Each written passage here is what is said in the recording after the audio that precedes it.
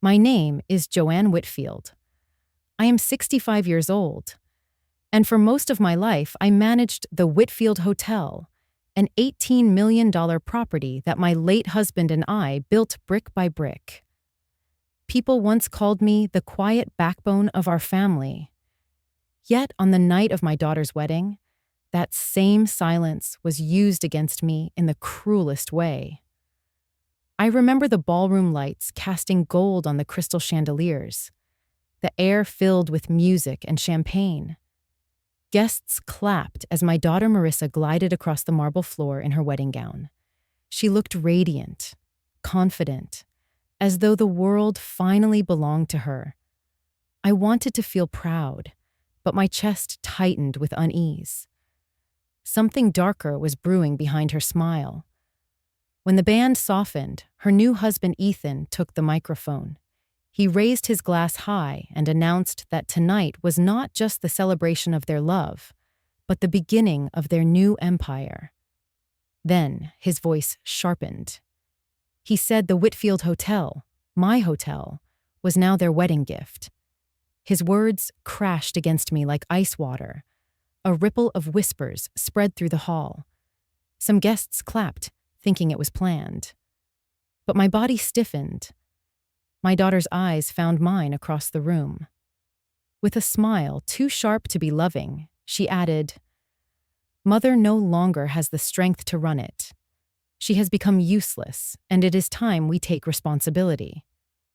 The word useless stabbed deeper than any blade.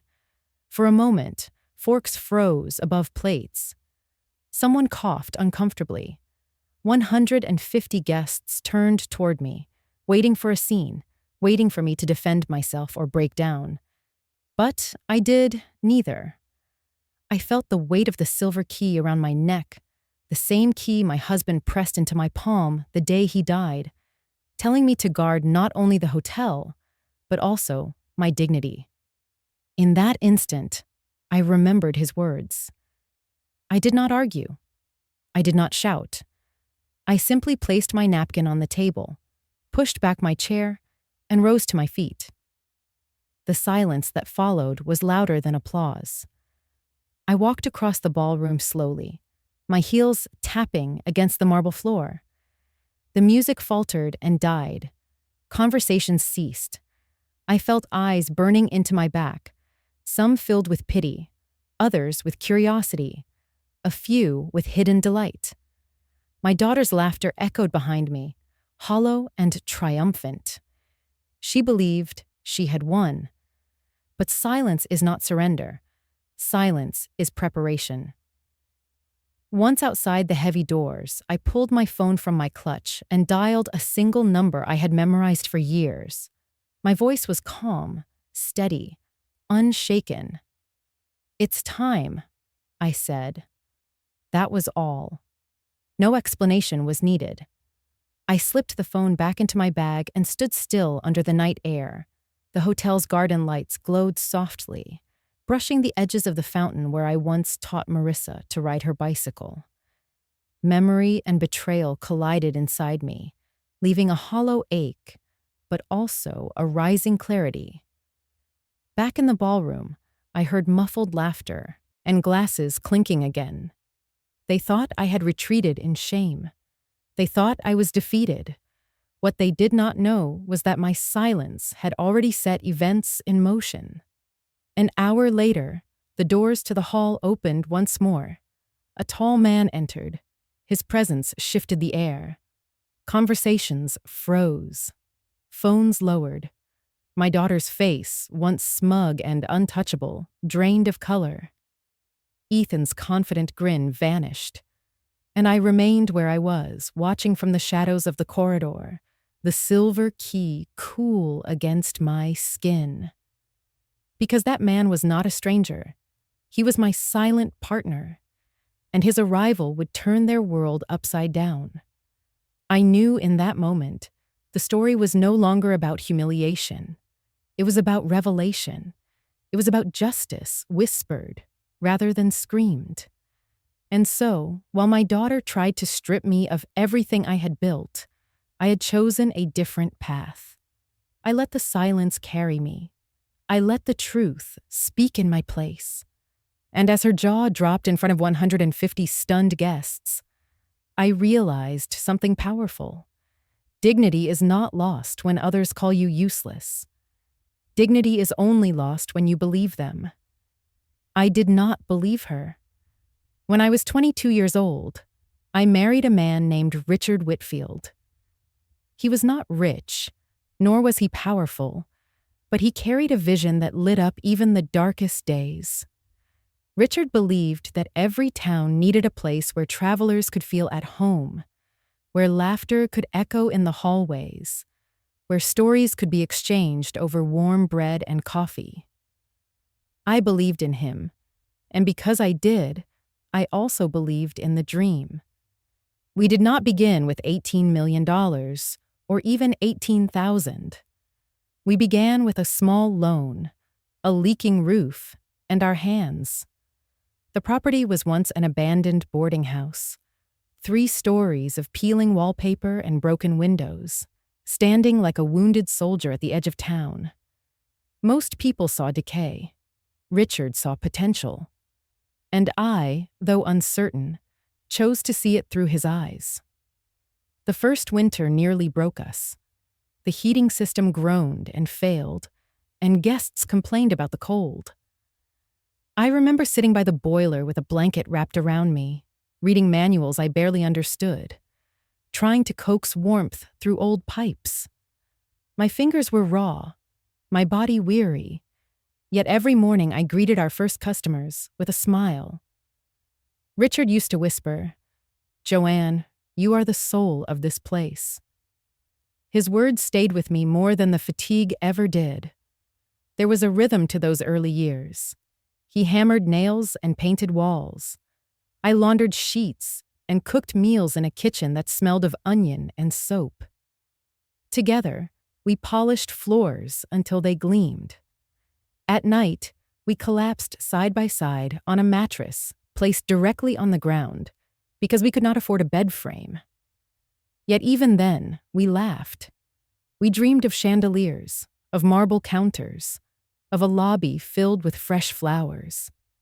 We promised each other that one day we would see the hotel shine like the heart of the town. Slowly, people began to notice. Travelers told their friends about the warmth they felt, not just from the rooms, but from the way we treated them.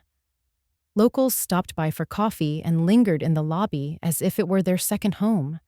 A businessman from Chicago once told me, "Mrs. Whitfield, this hotel is not just a building. It is your spirit." Those words made me blush, yet I carried them secretly as fuel when exhaustion threatened to win. As the years passed, the building grew with us. We added new wings, replaced the roof, built a grand dining hall with tall windows that caught the morning sun. Every brick was tied to a memory. The nursery where Marissa slept as a child overlooked the courtyard. I used to rock her by the window while Richard counted receipts below. The staircase, polished by our own hands, creaked in just the right places, like an old friend sighing. When Richard died suddenly in his late 50s, the hotel stood taller than ever before. It had transformed from a wounded boarding house into a respected landmark valued at $18 million. But for me, it was never about the money. It was about the life woven into its walls, the sacrifices pressed into each corner. On the night he passed, Richard called me close. His hand trembled as he slipped the silver key from his neck and pressed it into my palm. "Joanne," he said, "this is more than metal. This is our promise. Guard it and guard yourself. Whatever storms come, remember that you are stronger than silence." That key still hangs around my neck today.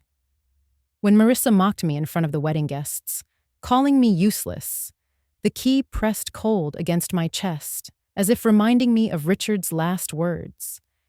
She thought she was speaking about the hotel, but in truth, she was challenging the very years that built her life. I sometimes wonder if she ever remembers running through those halls as a child, her laughter bouncing off the walls while I chased her with warm towels. I wonder if she remembers how the staff, people who became family, sang happy birthday to her in the dining hall each year. Perhaps to her, it is only a building, a possession, something to flaunt in front of others. To me, it is a vessel of memory, sacrifice, and love.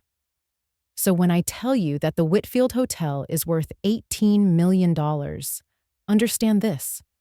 Its true value cannot be measured in money. Its value is in the sleepless nights Richard and I endured, in the calluses on our hands, in the tears wiped away when we thought we would not make it. It is in the laughter of guests who found rest, in the smiles of employees who found purpose. It is the reason I could not scream back at my daughter when she humiliated me. To scream would have been to dishonor what Richard and I built. Instead, I carried silence the way I carried that silver key, steady, deliberate, unshaken. As Marissa grew older, I began to notice a change in her gaze whenever she walked through the hotel lobby. Where I saw family photographs framed along the walls, she saw marketing opportunities. Where I felt the warmth of familiar staff who had worked with us for decades, she saw cost and efficiency. Perhaps I should not have been surprised. The world had shifted. My daughter was part of a generation that valued speed, status, and the glitter of appearances. Yet, even knowing that, I never imagined she would turn against the very foundation that raised her. Ethan appeared in our lives 5 years ago.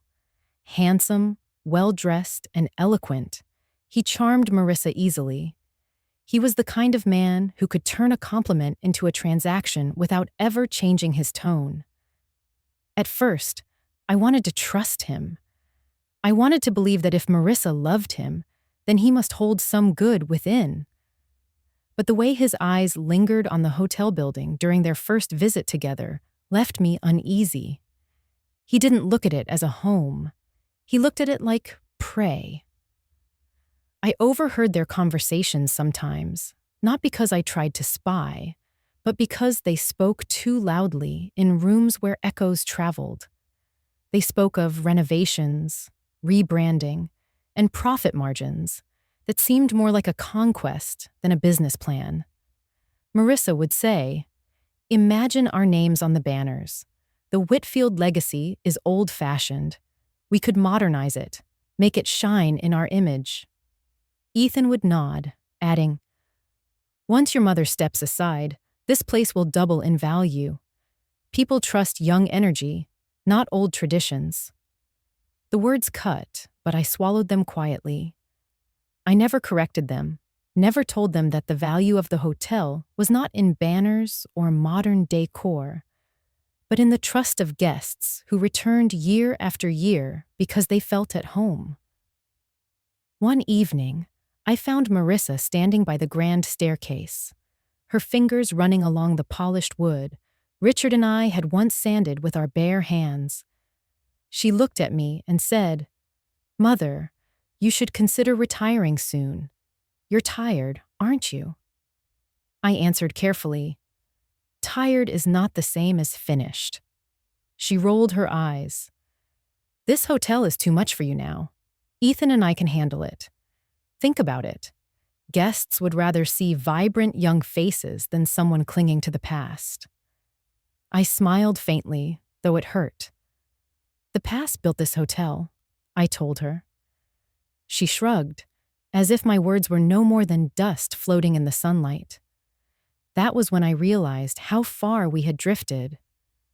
Ethan, meanwhile, began to assert himself with the staff. He questioned Daniel, the manager, about expenses, as though he were already in charge. "These employees," he said once within my hearing, "are far too comfortable. Efficiency requires fresh blood. Old loyalties don't pay bills. Daniel defended them gently, explaining that loyalty was priceless, but Ethan dismissed him with a wave of his hand. That night, Daniel came to me quietly. "Mrs. Whitfield, if they take over, the hotel will lose its soul. I don't think they understand what it means to run this place." I nodded, though my chest ached. "They see walls and ceilings, Daniel. We see people and history." Still, I said nothing to Marissa. I thought perhaps, with time, she would remember. I thought perhaps she would recognize that love is not measured in profit, and that respect for heritage is not weakness. But with each passing day, her words became sharper. Her laughter around Ethan grew louder, edged with the intoxication of ambition. One afternoon, I overheard her on the phone. "Yes, after the wedding, Ethan and I will make the announcement. The hotel will be ours, and we'll finally run it the way it should be run." Her voice carried triumph, not gratitude. I held my breath in the hallway, pressing my back against the wall as if bracing against a storm. It was then that I understood fully. This was no longer just immaturity. It was entitlement sharpened into hunger. She did not simply want to help. She wanted to erase me, to claim the hotel as her prize. And Ethan, always by her side, fed that fire with his subtle manipulations. I returned to my room that night, sat at the edge of my bed, and touched the silver key hanging from my neck. Richard's voice seemed to whisper again, "Guard it, and guard yourself." I wondered if guarding myself meant guarding against my own daughter. The thought nearly broke me, but I did not cry. I did not confront her. I let silence be my companion, even as the storm gathered around me. I knew that storms reveal themselves most fiercely when the air is still. Helen has been part of my life since I first married Richard. She is my sister-in-law, older by 5 years, with a face that carries both resilience and sorrow. For decades, she stood beside me in family gatherings, often quiet, often overlooked. Yet she and I understood each other in a way words rarely captured. She knew what it meant to sacrifice, to hold a family together without being recognized. One evening, just a week before Marissa's wedding, Helen sat with me in the small lounge off the hotel lobby. The air was thick with the scent of lavender polish from the freshly cleaned furniture. She held her teacup carefully, her hands trembling slightly with age. "Joanne," she said softly, "I saw the way Marissa looked at you yesterday. That hunger in her eyes is familiar." She paused, as if weighing the pain of confession. "My own son once looked at me that way. Not with love, but with calculation. He wanted the inheritance his father left me. And I gave it to him without a fight. He never called me again." Her words settled heavy between us. I reached across the table and touched her hand. She smiled weakly. "You are stronger than I was. Don't let her erase you, Joanne. Don't disappear the way I did." Her voice cracked, and I could see the reflection of my own fears in her tears. That night, I carried Helen's story with me like a warning. I thought of the thin line between sacrifice and self-erasure. For years, I had believed that giving was proof of love. But Helen's broken expression made me question if too much giving could turn love into entitlement. Then there was Daniel, my manager, who had worked in the hotel since he was 17. He came from a poor family, raised by a single mother who struggled to keep food on the table. When Richard hired him, Daniel was nothing more than a shy busboy. Over the years, he rose to manage the entire staff, not because of ambition, but because of loyalty and heart. I remember one winter storm when pipes burst on the top floor. Daniel stayed awake for 2 nights straight, helping to clean flooded hallways, carrying heaters into rooms to keep guests warm. When I told him he should rest, he replied, "Mrs. Whitfield, this hotel saved my life. Serving it is never a burden." Those words etched themselves into me more deeply than any contract could. In the days leading up to the wedding, Daniel began noticing the changes. Ethan treated him as though he were disposable. Marissa ordered him around with a tone she had never used before. He endured it quietly at first, but finally one afternoon he came to me. We stood in the courtyard where roses climbed the trellises Richard once built. Daniel's eyes were fierce with concern. "Mrs. Whitfield," he said, "I cannot stand by and watch them take from you what you bled to create. This hotel is not theirs. It carries your name, your soul. Tell me what to do, and I will fight for you." I looked at him for a long moment, and in his face I saw the reflection of every young man Richard once mentored, every life shaped by the shelter of these walls. My throat tightened. I placed a hand on his shoulder. "Daniel, sometimes the greatest fight is the one fought without noise. Trust me. Wait." He nodded reluctantly, but his eyes glistened. That loyalty, that willingness to stand beside me, reminded me that not every younger generation was lost to greed. Some still carried gratitude. Some still understood legacy. Between Helen's regret and Daniel's devotion, I began to see my own path more clearly. Helen's past warned me of what silence without boundaries could cost. Daniel's loyalty showed me that dignity guarded quietly could inspire others. They were mirrors, each reflecting what I feared and what I hoped. On the night of Marissa's wedding, as I rose from my chair after her cruel words, I remembered Helen's trembling voice and Daniel's fierce promise. They were with me, unseen, as I walked across the ballroom floor. I carried Helen's sorrow so I would not repeat it. I carried Daniel's faith so I would not falter. When I stepped outside into the night and dialed that number, it was not only for myself. It was for Helen, who had once surrendered too easily. It was for Daniel, who believed my silence was not weakness, but preparation. And it was for every woman who had ever been told she was useless, when in truth she was the foundation. After Helen's confession and Daniel's loyalty, I could no longer ignore the signs that had been creeping into my life like cracks across old glass. They had been there for years, small at first, then spreading wider with every word my daughter spoke under Ethan's influence. By the time the wedding week arrived, those cracks were no longer subtle lines. They were fractures threatening to shatter everything Richard and I had built.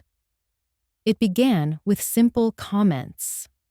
Marissa insisted the dining room wallpaper looked outdated and said modern guests expected something fresher. She spoke of tearing down the oak paneling that Richard had polished himself and replacing it with sleek glass walls. "People want to see progress," she said one afternoon, standing in the middle of the dining hall with Ethan by her side. "No one cares about wood you polished 30 years ago." Her words struck me harder than she realized. That oak paneling was not just wood. It was Richard's pride. I remembered how his hands bled from sanding it smooth, how he smiled when the sunlight caught the varnish. To her, it was just decor. To me, it was his presence. Ethan chimed in with the same sharp certainty that had begun to define him. "This building is an asset. You treat it like a shrine, but it could be so much more. A rebranded hotel in this location could double its revenue in 2 years. Investors would line up." He spoke as though I had already stepped aside, as though my years of sweat and sacrifice could be reduced to numbers on a page. I wanted to tell him that revenue was never the soul of this place, that guests returned because they felt seen, not because they saw marble countertops. But I held my tongue. My silence was not agreement, it was survival. A few days later, Marissa brought up the idea of renaming the hotel altogether. "The Whitfield Hotel sounds old," she said, flipping through a glossy magazine filled with luxury resorts. "We could call it something modern, maybe the Horizon or the Summit, something that feels bold." I looked at her, my daughter who had once toddled across these very floors, clutching my skirts. "Whitfield is your father's name," I reminded her gently. She shrugged. "And his time is over." That sentence carved into me like a knife. I carried Richard in every breath, in every corner of this building, and she spoke of him as though he were dust to be brushed aside. Later that evening, I overheard Marissa and Ethan in the lounge, their voices rising in confidence they no longer cared to hide.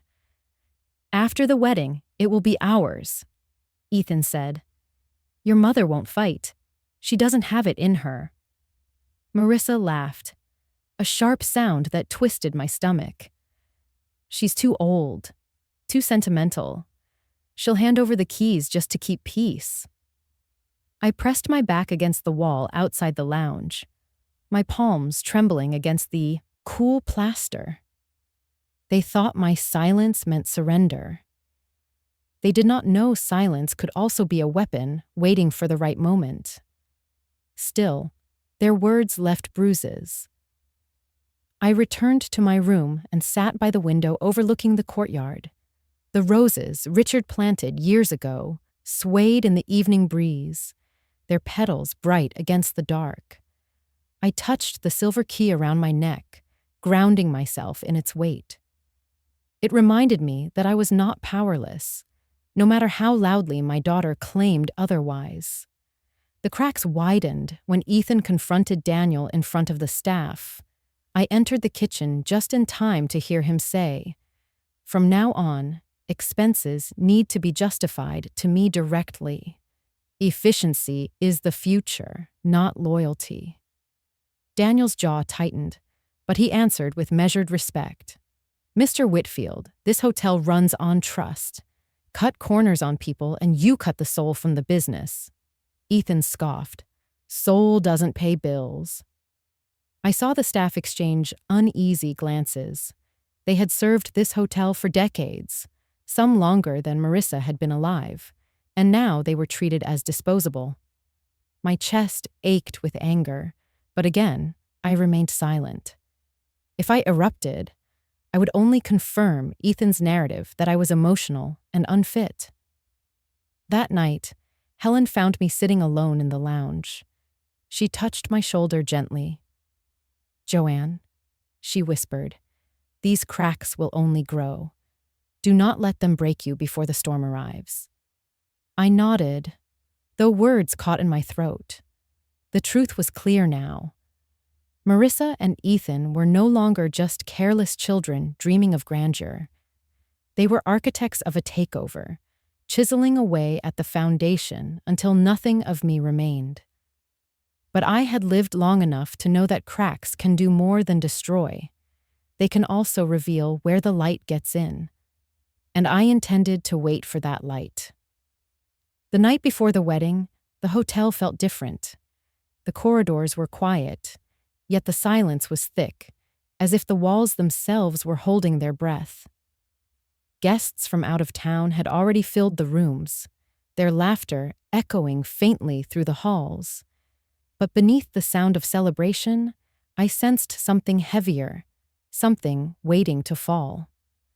I sat alone in my suite, the one Richard and I had once shared, staring at the photo on my nightstand. It was taken on the hotel's opening day. Richard stood tall in his suit, a hammer still in his hand, while I cradled baby Marissa. Behind us, the building looked modest, but proud, dressed with ribbons and fresh paint. We had been exhausted that day, but also filled with hope. Now, decades later, that same building was worth millions, yet I felt poorer in spirit than I had in those early years. I traced the outline of Richard's face in the picture and then let my fingers drop to the silver key that still hung around my neck. The metal was cool, heavy, grounding. I whispered to the empty room, "What would you say to me now, Richard? Would you tell me to fight, or would you tell me to let go?" The silence offered no answer, only the steady hum of the air vent above my head. As I sat there, the door knocked softly. Daniel stepped in, holding a folder against his chest. His expression was firm, protective, but his eyes carried the weight of worry. He closed the door behind him and spoke quietly. "Mrs. Whitfield, forgive me for intruding so late, but I cannot ignore what I've been hearing. Tomorrow, they plan to announce the hotel as their own. They mean to humiliate you." I met his gaze but said nothing. He opened the folder, sliding a document onto the table between us. "I can change the registration," he said. "We can remove Marissa's provisional rights and tighten the ownership under your name alone. I know the lawyers. I can have it done tonight." His voice carried urgency, the kind that came not from ambition, but from devotion. I looked down at the paper, the neat lines of legal jargon swimming in front of me. Part of me wanted to grab a pen, to protect myself the way he begged me to, but another part of me held back. Signing would mean admitting openly that my daughter had become my enemy. It would mean turning family into adversary in ink. I could not bring myself to take that step. "Daniel," I said gently, "I appreciate what you're willing to do, more than you know. But this is not the way. If I fight her like this, I become the villain in her story. I refuse to let that be the end of us." He leaned forward, frustration flashing across his face. "But she is ready to destroy you. She doesn't care about your sacrifices. She doesn't even care about the people here. Please, let me protect you." I shook my head. "You already protect me, Daniel, simply by caring. I must carry this my way. Sometimes the strongest answer is not resistance, but patience." He exhaled heavily, defeated, but still loyal. "Then at least promise me one thing," he said. "Promise me you won't let them take your dignity, no matter what they try." I pressed my hand over the key at my chest. "That I can promise." After he left, I stood by the window overlooking the garden. The moonlight stretched across the courtyard, silver against the roses Richard had planted years ago. I remembered Marissa's small hands picking petals as a child, her giggle filling the night air. My heart ached at the memory. How could the same little girl who once clung to me so tightly now look at me as if I were a burden? I knew tomorrow would be brutal. I knew her words would cut, sharpened by Ethan's ambition. But I also knew something else, something they did not. Silence is not weakness. Silence is space. And in that space, truth eventually steps forward. I closed the curtains and returned to the bed. Lying in the dark, I whispered once more to the photo on the nightstand. "I will not crumble, Richard. I will not scream or beg. I will hold steady. And when the time comes, the truth will speak louder than any humiliation they cast on me." And with that, I let the hum of the hotel lull me into a restless sleep, bracing myself for the storm that awaited at dawn. The morning after that restless night, I rose early, long before the guests stirred. The hotel was still, the corridors hushed except for the soft hum of the cleaning staff preparing for the wedding day. I moved through the halls as though I were walking inside my own heartbeat. Every wall, every step, carried a memory. But today, those memories felt like armor. I knew what was coming. And I also knew that I was not walking into it unprepared. 5 years earlier, when whispers of Marissa's ambition had first reached me, I made a choice. It was not an easy one, and it was not the kind of choice a mother wishes to make. But I had lived long enough to understand that love does not mean blindness, and that sometimes the people we sacrifice for can also be the ones who undo us. So I acted quietly, with foresight, and with the kind of strength that grows only from loss. On a gray afternoon, I had walked into the office of Mr. Callahan, a man Richard once trusted as both a business consultant and a friend. He was calm, precise, and always honest in a world where honesty often seemed in short supply. I sat across from him with the silver key in my hand, twisting it nervously as I explained my fears. "Marissa is growing restless," I confessed. "I see the way she looks at this place. I don't want to believe she would strip it from me, but I cannot ignore what I see." Callahan leaned back, studying me with steady eyes. "You want protection without confrontation," he said finally. "You want to guard both the hotel and your dignity." I nodded, the weight of my decision pressing into my chest. He drafted the agreement that very week, an irrevocable partnership contract. It secured my control of the hotel indefinitely, while granting him a silent share, ensuring that no transfer of ownership could occur without my explicit consent. It was a shield built from ink and law, not from raised voices or broken hearts. Few people knew of it, not even Marissa. Especially not Marissa. When I signed it, I felt both sorrow and relief. Sorrow, because it meant I had acknowledged the distance growing between me and my daughter. Relief, because I had safeguarded what Richard and I created. I carried the knowledge of that agreement like a secret tucked deep inside my soul. I hoped I would never need to reveal it. I prayed that Marissa would choose love over greed. But prayers are not contracts, and hope is not protection. That morning, as I stood in my room staring at the key around my neck, I knew the time had come. The storm I had anticipated was finally here. The wedding would not just be a ceremony of vows, it would be a stage for humiliation. Ethan and Marissa had planned their announcement carefully. They believed I would be defenseless. But I was not defenseless. I had simply chosen patience over noise. I walked down to the private office tucked behind the lobby, where Callahan was waiting. He had arrived quietly the night before, blending in among the early guests. He rose as I entered, his presence steady, like a tree in winter, bare but unbroken. "Joanne," he said with a nod, "are you ready?" "As ready as one can be to watch her own daughter call her useless," I replied with a bitter smile. His gaze softened.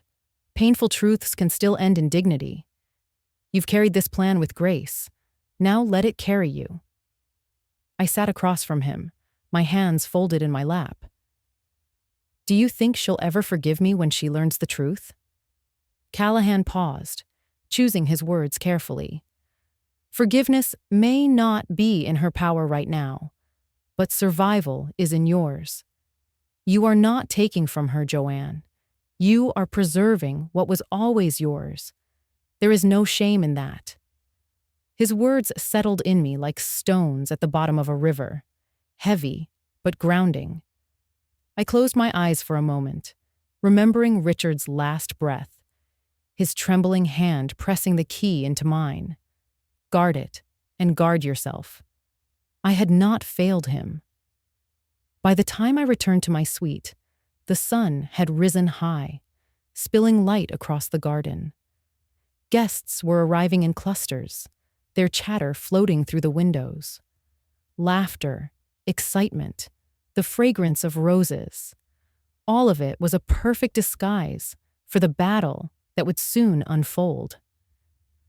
I stood before the mirror, fastening the silver key against my chest. My reflection looked older, more worn than the woman Richard had married, yet behind my eyes there was still steel. This was the quiet preparation he had trusted me to make. This was the moment my silence would shift into strength. As the first notes of music drifted from the ballroom, I whispered to my reflection, "It's time." The final days before the wedding unfolded like a play rehearsed too many times. Every gesture from Marissa and Ethan carried a certain rehearsed confidence, as though they had already imagined themselves standing in the spotlight, delivering lines that would change the course of my life. I could see it in their faces, hear it in their voices, and feel it in the way they looked at the hotel, not as a home, but as a trophy waiting to be claimed. On the morning of the rehearsal dinner, I stood quietly in the back of the ballroom, watching them test the microphone. Ethan's voice boomed across the space, full of charm and authority. "Ladies and gentlemen," he said with a grin, "tonight we celebrate not only love, but a new legacy." He paused, glancing at Marissa, who smiled with a mixture of pride and hunger. "This hotel has been in the family for decades, but tomorrow we will take it to a new height. We are the future." I felt the staff exchanging uneasy glances. Daniel caught my eye across the room, his brow furrowed.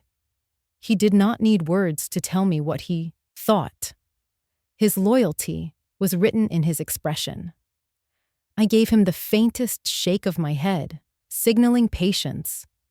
He nodded reluctantly, though I knew his heart burned with anger. That evening, I walked past the lounge and heard Marissa's laughter spill into the hallway. I paused outside, listening to the conversation within. "She won't resist," Marissa said, her tone confident. "She never does. Mother will sit there quietly like always, and when Ethan makes the announcement, she'll swallow her pride to avoid embarrassment." Ethan chuckled, the sound sharp as broken glass. "And the guests will cheer. They'll see us as strong and decisive, ready to lead. No one wants to watch an old woman cling to the past. They want to see youth, ambition, progress." Marissa replied, "By the time she realizes what we've done, it will be too late. The hotel will be ours in the eyes of everyone who matters." Their voices stung, but not because they underestimated me. They stung because my daughter had learned to measure worth in applause rather than integrity. She believed dignity could be stolen with words spoken into a microphone. She believed silence meant defeat. I stepped back from the doorway before they could notice me. My legs trembled, but not from fear. It was the quiet fury that builds when betrayal comes from those you once held closest.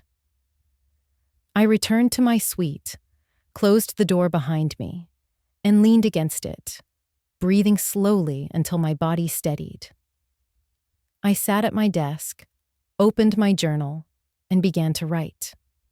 I wrote not for them, but for myself, for the woman who had once been dismissed as background noise, for the mother who carried years of sacrifice in her bones.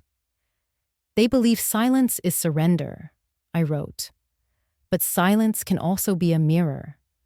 Tomorrow, they will see their own reflection in it, and they will not like what they see." Later that night, Daniel knocked again, restless with worry.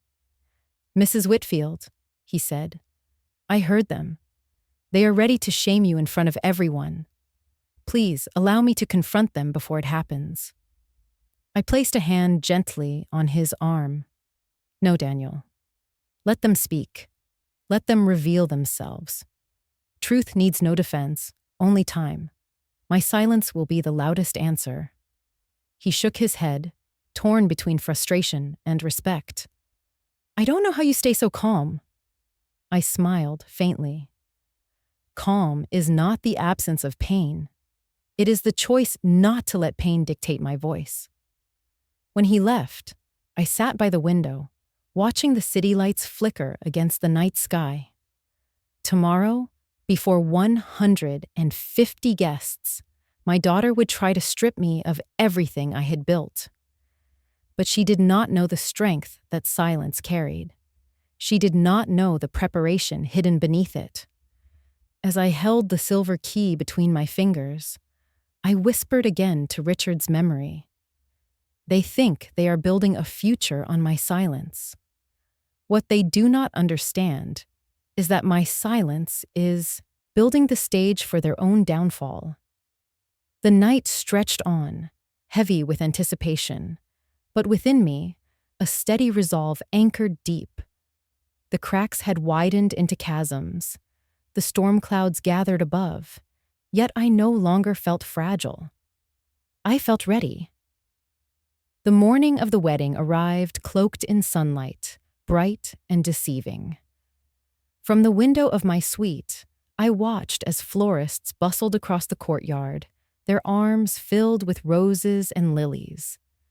The air carried the scent of cut blossoms, mixed with the faint aroma of polished wood and fresh linens drifting up from the ballroom below. Everything gleamed as though the hotel itself had dressed for the occasion.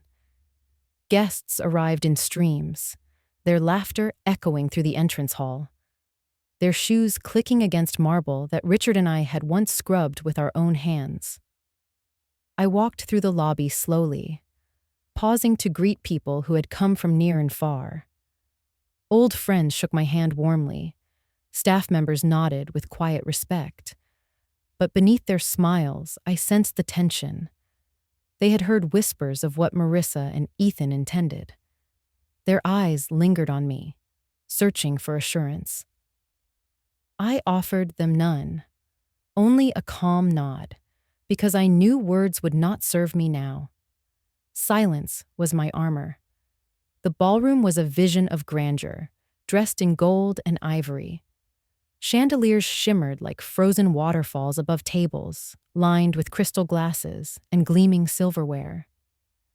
Musicians tuned their instruments softly in the corner, their notes floating like fragile promises.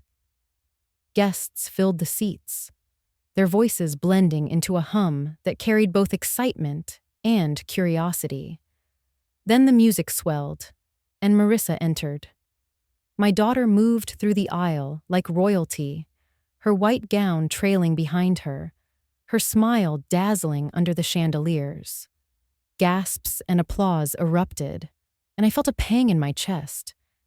She was beautiful, radiant even, yet there was a sharpness to her expression, a pride that went beyond joy. It was the look of someone who believed she had already conquered. Ethan followed, confident as ever. His hand on her arm was not tender, but possessive, a gesture that said more about ownership than love. Together they stood at the altar, reciting vows polished to perfection, their voices carrying loudly across the hall. Guests dabbed their eyes with tissues, some sighing at the romance, but I remained still, my hands folded in my lap. I had heard these words before. Promises mean little when ambition whispers louder.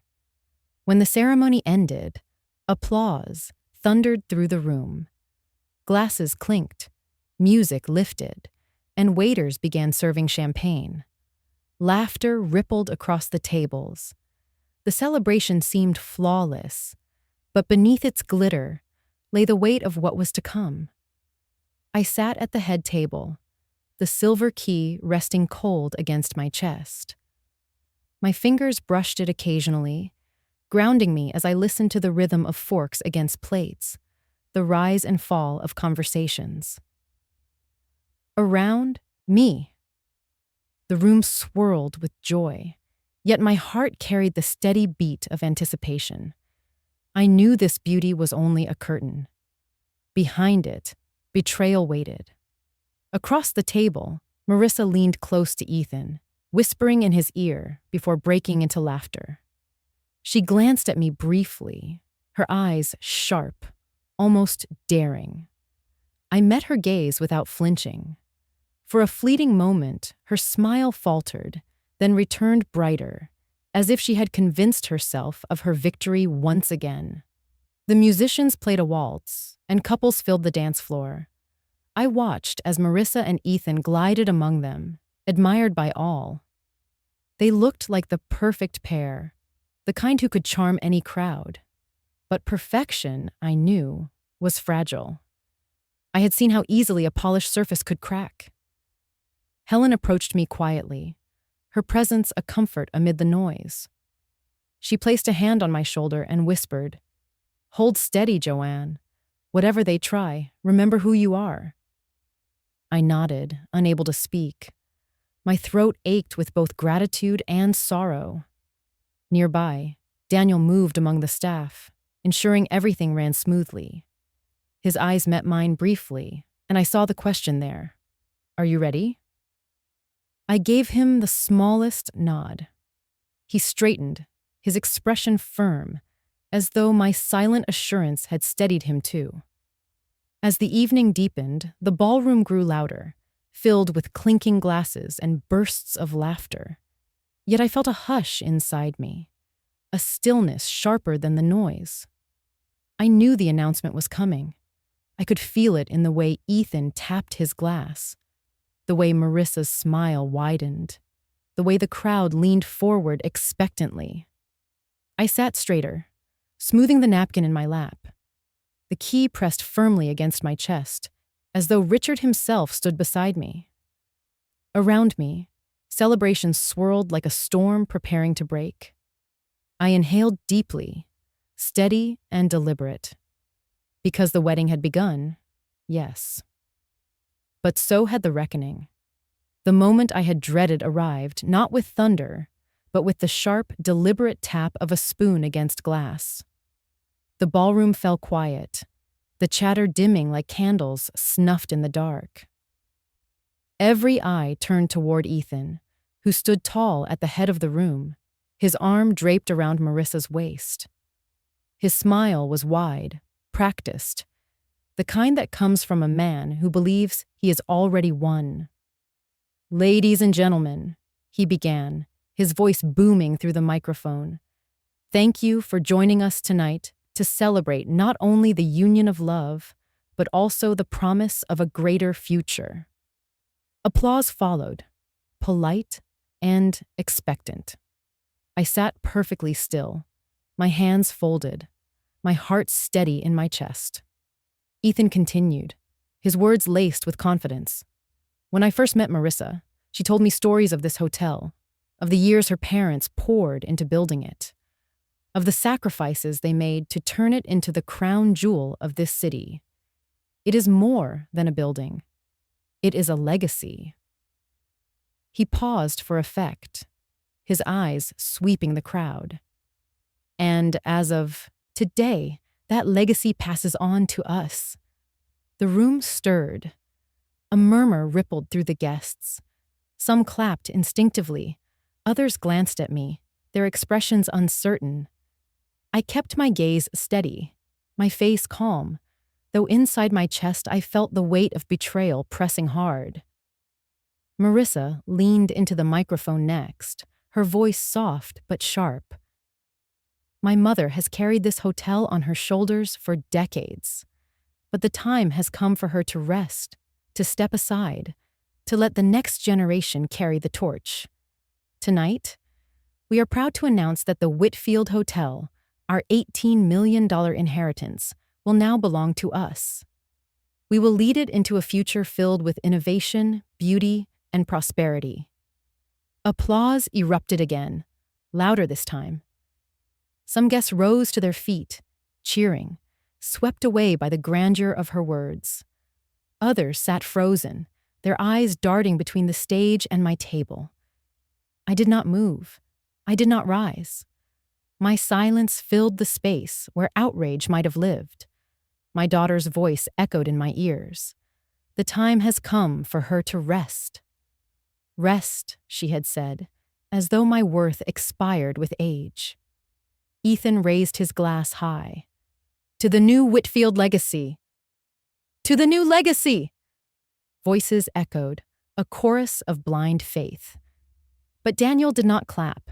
He stood near the staff at the edge of the room, his jaw clenched, his eyes locked on me.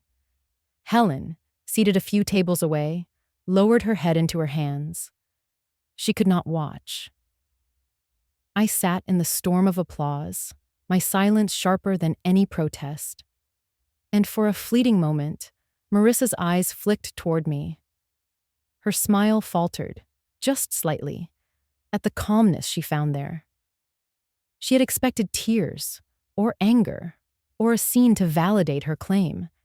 Instead, she met stillness. The microphone crackled again as Ethan pressed on, drunk on the sound of his own triumph. Starting tomorrow, we will begin reimagining this hotel. New design, new management, a new era. We are the future, and the future begins now. His words landed heavy, but beneath the noise of celebration, I felt a different kind of clarity. The cracks had widened fully. The truth of their greed was now exposed for all to see. And soon, so too would be the truth of my silence. The applause faded, replaced by the clinking of glasses and the swell of music as guests returned to celebration. But the atmosphere had shifted. The declaration had been made, and the weight of it lingered in the air. I rose slowly from my seat, every eye turning toward me. I did not take the microphone. I did not raise my voice. I simply placed my napkin on the table, smoothed my dress, and walked toward the exit. Gasps whispered through the crowd. Some thought I was humiliated. Others thought I was defeated. But those who truly knew me, Daniel, Helen, the staff who had served by my side for decades, they understood. Because walking away was not surrender. It was the beginning of revelation. I stepped out into the night air, cool against my skin. I reached for the silver key at my chest, my hand steady. Then, with the ballroom still echoing behind me, I dialed the number I had held in reserve all these years. 1 hour later, he would walk through those doors. And when he did, the jaws that had laughed at me would fall silent. As I walked back into the ballroom after Ethan's thunderous announcement, the air felt thicker than before, charged with curiosity and judgment. Guests turned their heads, eyes narrowing, some with pity, others with disdain. Whispers stirred like dry leaves in the wind. I could almost hear the words forming on their tongues. Poor woman, cast aside by her own daughter. Marissa spotted me first. Her smile sharpened, her voice cutting through the music, as she called into the microphone. "Mother, don't leave so soon. This is your night too.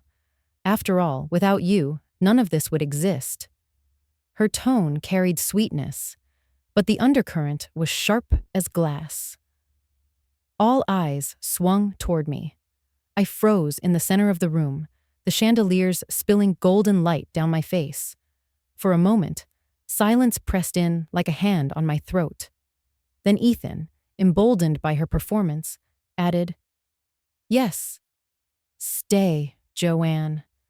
You should witness the moment when the torch officially passes. A woman of your years deserves to rest. Consider this your retirement celebration."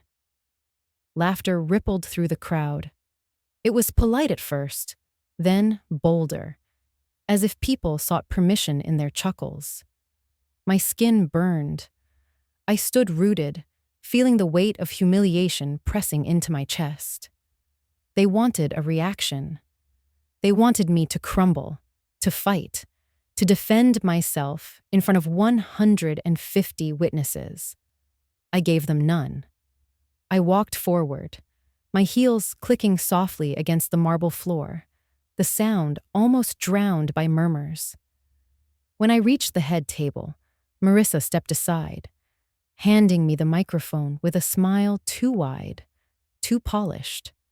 "Say a few words, Mother," she urged. "Bless us, won't you?" The crowd leaned in, waiting.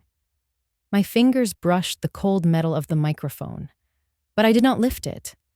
Instead, I placed it gently back on the table. Gasps spread through the room. I could feel the tension rise, the anticipation twisting into confusion. Marissa's eyes narrowed, her mask cracking just slightly. "Mother?" she prompted, her voice tighter now. I met her gaze, holding it steady, saying nothing. That silence was louder than any speech I could have given. And then Ethan, frustrated, broke the quiet with mockery. "Perhaps she doesn't have the strength anymore. Age does that to people." His words stung not for their cruelty, but for their cowardice.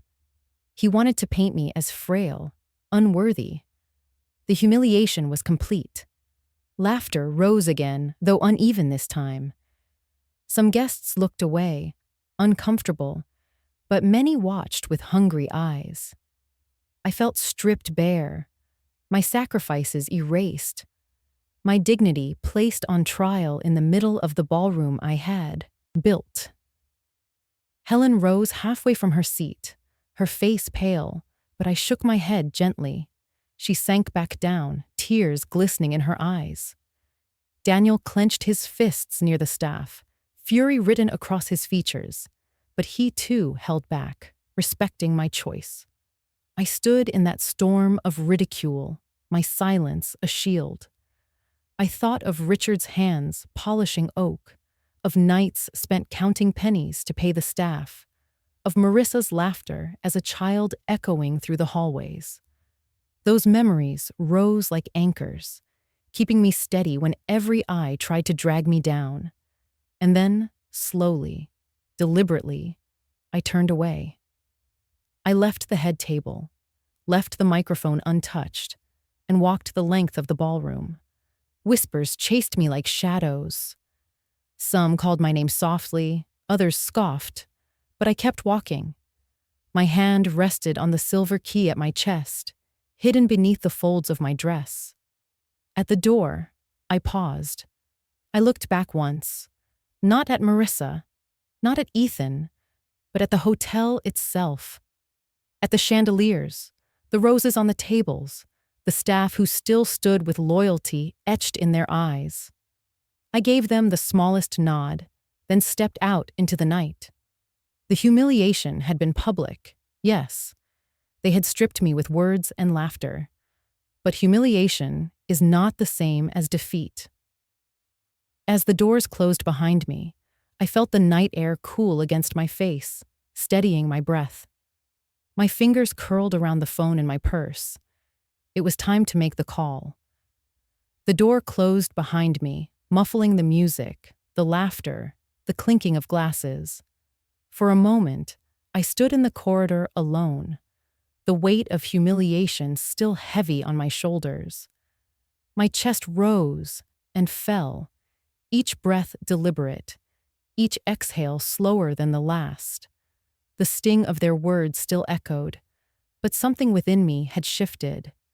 The silence I had carried all these years was no longer a burden. It was becoming my weapon. I walked toward the side garden, the place where Richard once planted roses with his bare hands. The night air wrapped around me, cool and steady.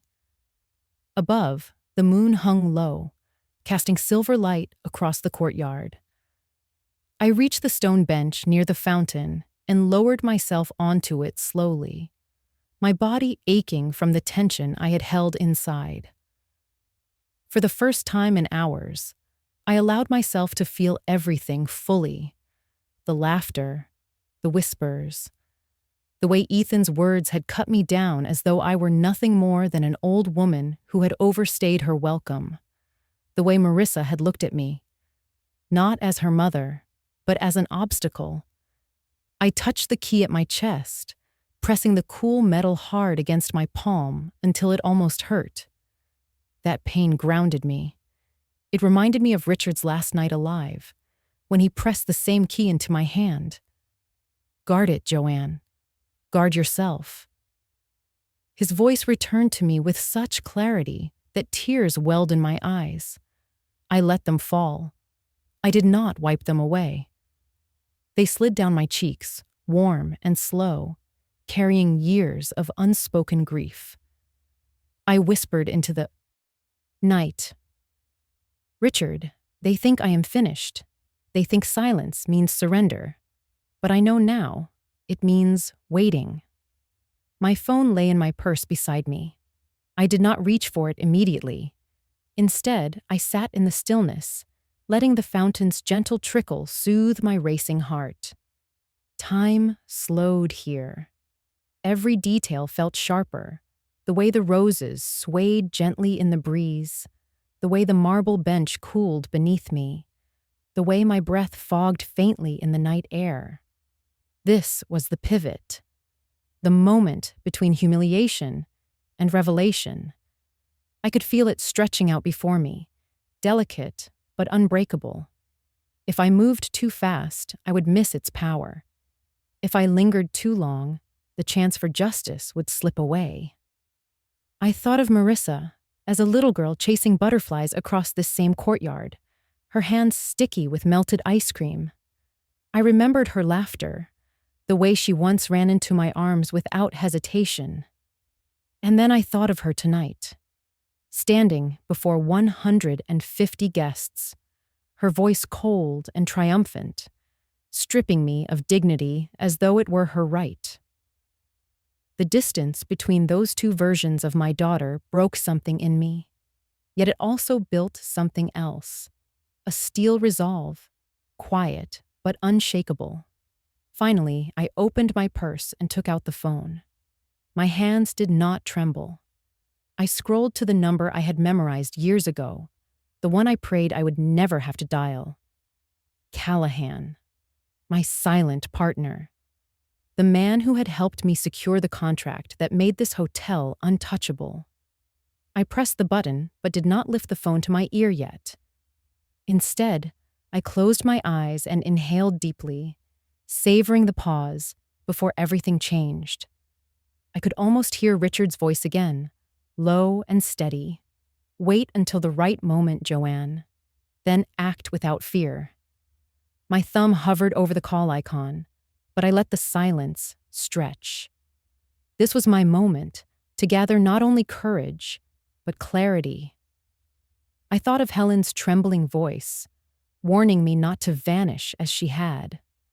I thought of Daniel's fierce loyalty, his promise that I would not face this storm alone. Their reflections lived within me now, guiding me forward. When I finally pressed the button, the dial tone rang in my ear like a drumbeat. Each note carried me further from the humiliation inside the ballroom and closer to the justice waiting in the wings. "Joanne," Callahan's calm voice answered after the second ring. I let out a breath I hadn't realized I was holding. "It's time," I said softly. My voice did not shake. "Come to the ballroom. Tonight." There was no hesitation in his reply. "I'll be there within the hour." I ended the call and sat in the silence once more, the phone resting in my lap. The night seemed to shift around me, the air lighter now, the weight of humiliation dissolving into purpose. Inside, they believed I was defeated. They celebrated their victory with champagne and laughter. They had no idea that with a single phone call, their triumph had already begun to unravel. I stood from the bench, my body steadier than it had been all evening. I smoothed my dress, adjusted the key against my chest, and whispered into the night, You will see me, Richard. They all will. Then I turned back toward the ballroom, walking slowly, each step deliberate, carrying me from shame into strength. As I walked slowly back toward the ballroom, I found myself drifting inward, pulled into a current of memories that carried me further than the walls around me. Each step echoed against the marble floors, but in my mind, I was hearing the footsteps of another life, one filled with sacrifice, devotion, and small triumphs that had built the foundation for everything Marissa now dismissed. I remembered the first winter after Richard and I opened the hotel. The snow had come heavy that year, burying the streets and cutting off deliveries. Guests shivered in their rooms, uncertain if they would make it home for Christmas. I spent nights in the kitchen with only flour, eggs, and what little milk we had left, baking simple bread to keep everyone fed. Richard hauled firewood into the lobby, filling the great fireplace until the entire room glowed with warmth. We sang carols with strangers who became family for those few days. No one paid us extra. No one gave us awards. But the gratitude in their eyes was worth more than gold. I thought of the nights I stayed awake alone, sitting at this very desk, balancing numbers that never seemed to add up. Richard slept upstairs, exhausted from labor, while I whispered prayers over ledgers, asking God to stretch every dollar. Somehow, we always made it through. The hotel survived because we carried it on our backs, even when our bodies threatened to break. Marissa was just a child then. I can still see her tiny body curled on the lobby sofa, her thumb in her mouth, falling asleep to the crackle of the fireplace. She grew up with the hotel not as a business, but as a home. Each hallway held her laughter, each room her footsteps. I wonder now, did she ever see the sweat behind the shine? Did she ever notice the calluses on her father's hands or the exhaustion in my eyes? Or did she only see the chandeliers, the full dining halls, the guests praising our service? Memory after memory unfurled as I reached the double doors of the ballroom. I paused, leaning against the wall for support, and let them wash over me. The first time Richard placed the silver key in my palm, calling it the soul of the hotel. The night Marissa turned 16, when she danced with him beneath these very chandeliers, her dress spinning like a bell. The day of his funeral, when I stood alone in black, clutching that same key while people told me to be strong. I realized that my life had been a long act of endurance, a constant giving without expectation. I endured for Richard, for Marissa, for the hotel, for the staff who relied on me. Endurance became my second skin, the quiet rhythm of my existence. And perhaps that was why tonight's humiliation had cut so deeply. It had asked me to believe that endurance equaled weakness, that silence meant erasure. But in my heart, I knew better. Endurance is not silence. Endurance is a seed. It burrows unseen, grows roots in the dark, and when the time comes, it rises with strength that cannot be denied. I thought of Helen, her trembling confession of surrender. She had given too much, erased herself until nothing remained. I thought of Daniel, standing tall despite being belittled, his loyalty fierce as fire. They had both shown me the mirrors of my choices, one warning, one hope. And I realized that my silence tonight was not Helen's silence of disappearance. Mine was Daniel's silence of defiance. I pressed the key against my chest and closed my eyes. The weight of humiliation began to shift inside me, no longer heavy, but sharpened, honed into something useful.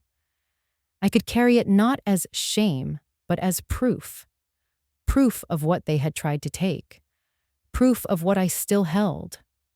When I finally opened my eyes, the hallway seemed brighter, though the lights had not changed.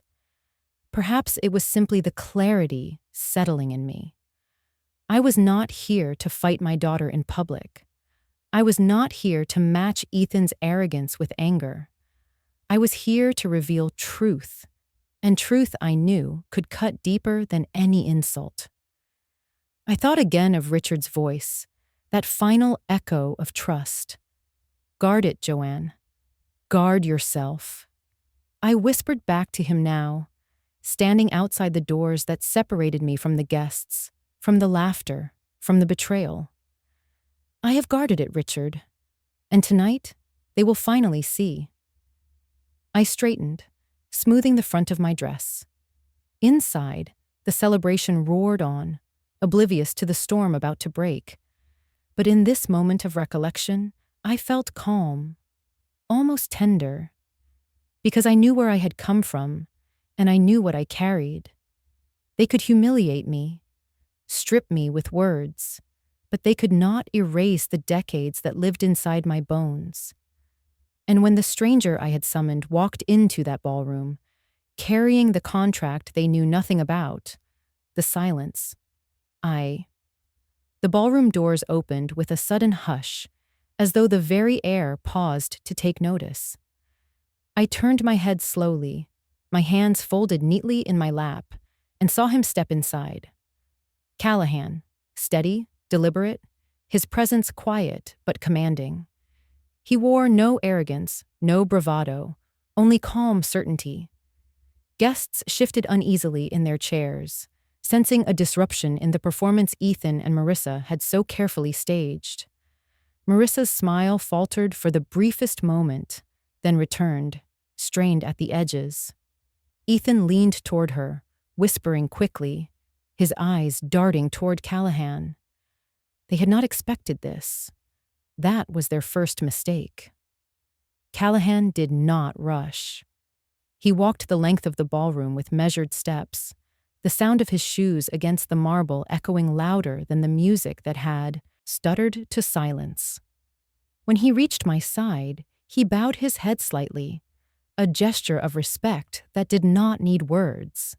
Then he placed a folder on the table before me, his hand lingering just long enough to remind me of the years we had spent preparing for this moment. The guests leaned forward, curiosity sharpening into whispers. Ethan, unwilling to lose control, grabbed the microphone. "Ladies and gentlemen," he said, his voice a little too loud, a little too quick. "This is simply a formality. Nothing to concern yourselves with. Tonight remains a celebration of love, family, and new beginnings." But Callahan did not move away. He turned to the crowd, his voice low but carrying easily across the hall. "Forgive the interruption. My name is Edward Callahan, longtime associate of Richard Whitfield. I come here tonight not to disrupt, but to clarify. For while many believe they have witnessed the passing of a legacy, the truth is, this legacy has never left its rightful hands." Gasps rippled through the guests. Ethan's face flushed red. Marissa's fingers gripped his arm tightly. I rose slowly, every movement deliberate. My hand rested against the silver key at my chest, its weight an anchor. For decades I had remained silent, absorbing, enduring, waiting. Tonight, the silence would finally speak. "I never wished to stand here like this," I said, my voice steady, though my heart pounded. "For years, I prayed my daughter would see the value of what was given to her. Not in money, not in marble or chandeliers, but in sacrifice. But when I felt the ground shift beneath me, I acted quietly. Not out of greed, but out of love for what Richard and I built, and for the people who made this place their home." Callahan opened the folder and slid the papers forward. "5 years ago," I continued, "I secured this hotel under an irrevocable partnership. Every share, every right of decision remains under my name and cannot be transferred without my explicit consent. No announcement, no vow, no toast can change what has already been written in law. The room erupted with murmurs. Some gasped in admiration, others in shock. I saw Daniel's shoulders straighten across the room, pride in his eyes. Helen clasped her hands over her mouth, tears slipping down her cheeks. Ethan tried to seize control again, his voice sharp. "This is absurd. You can't possibly—" But Callahan cut him off with the firm weight of truth. "Here are the signed documents, notarized and registered with the state. Any attempt to seize this hotel without Mrs. Whitfield's consent is not only void, it is illegal." The silence that followed was heavier than any insult I had endured earlier. Every guest's gaze shifted, not to Ethan, not to Marissa, but to me. The woman they had dismissed as fragile, outdated, silenced, now standing as the unshakable center of the storm. I looked at my daughter then. Her eyes were wide, the confidence drained, leaving behind a flicker of something raw, fear, maybe even regret. My voice softened, though it did not waver. "Marissa, I have given you everything a mother could. My time, my heart, my trust. But I will not give away the only piece of your father I still have. You call it inheritance. I call it memory. And memory is not for sale." Her lips trembled. She said nothing. For once, silence belonged to her. I let the weight of the moment linger. The chandeliers glittered above, casting shards of light across faces that would remember this night, not for Ethan's grand speech, but for the quiet revelation that followed. Then I stepped back, placing a hand gently over the folder, sealing the truth not with noise, but with dignity. "My silence was never surrender," I said finally. "It was preparation." And in that instant, the truth, long hidden, long unspoken, echoed louder than all their applause, all their laughter, all their cruel words. It was not anger that filled the room, but respect. Respect that could never again be taken from me. The air in the ballroom had grown thick after my words. A silence pulsing beneath the chandeliers like a heartbeat, waiting for its next strike. Then the double doors opened once more, and Edward Callahan walked in. Not hurriedly, not boastfully, but with the calm assurance of a man who carries truth in his hands. His very presence shifted the room. Guests, who had moments earlier laughed at me, now turned their heads, whispering, uneasy. I watched him stride down the long aisle between tables, the sound of his steps steady against the marble floor. He wore his dark suit, simply, without ornament, yet his bearing drew every gaze. He stopped at my side, nodded once, and laid a second folder onto the head table. This was not just a visit. This was the sealing of everything we had planned in quiet shadows for years. Marissa's face paled as she saw him, though she tried to mask it with a brittle smile. Ethan, less skilled at hiding his emotions, leaned forward with a sneer. "And who exactly do you think you are, barging into a family celebration?" His voice was sharp, desperate, like a man clinging to a rope already fraying. Callahan's reply was measured, his tone quiet but carrying across the hall. "Edward Callahan, silent partner of the Whitfield Hotel. My name may not be etched above the doors, but in the records of this state, it is written beside Joanne Whitfield's. You may celebrate a wedding here, Mr. Caldwell, but you will not celebrate theft." Gasps scattered across the room. Some guests shifted uncomfortably. Others leaned forward with curiosity burning in their eyes. Helen pressed a hand to her chest, relief washing over her face. Daniel, standing near the staff at the wall, straightened his shoulders like a soldier witnessing the turning tide. I rose from my chair, every movement deliberate. My voice followed Callahan's, steady as the key pressed cold against my chest. This man was Richard's trusted confidant long before you learned to tie your shoes, Ethan. 5 years ago, when I began to see how easily love could turn into greed, I made the decision to secure this place, not out of fear, but out of love, for my husband's memory, for the people who served within these walls, for every guest who ever walked through the doors seeking refuge. Callahan opened the folder with slow precision, revealing documents neatly bound. He slid them toward the edge of the table, his hand resting on them like a seal. "Here lies the proof," he said. "An irrevocable contract. The hotel cannot be transferred, sold, or claimed without Mrs. Whitfield's explicit consent. Every attempt otherwise is null and void." Ethan stepped forward, red spreading across his face. "This is outrageous. You can't just walk in here with papers and—" "Papers," Callahan interrupted calmly, "that are notarized, registered, and enforceable in any court of this state." His eyes did not waver. "I suggest you sit down, Mr. Caldwell, before you humiliate yourself further." The shift was palpable. Guests who had earlier clapped at Ethan's declaration now exchanged glances, murmurs rippling like waves. The weight of certainty was no longer on Marissa and Ethan's side. It pressed firmly against mine. I looked at my daughter. Her eyes shimmered, not with pride now, but with something raw and uncertain.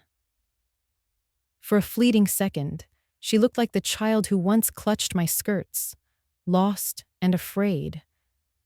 But the hardness returned quickly, her jaw tightening as she whispered something harsh into Ethan's ear. I let the silence stretch, slow and heavy, until it filled every corner of the room. Then I said, softly but clearly, "My silence tonight was not weakness. It was patience, and patience has its reward."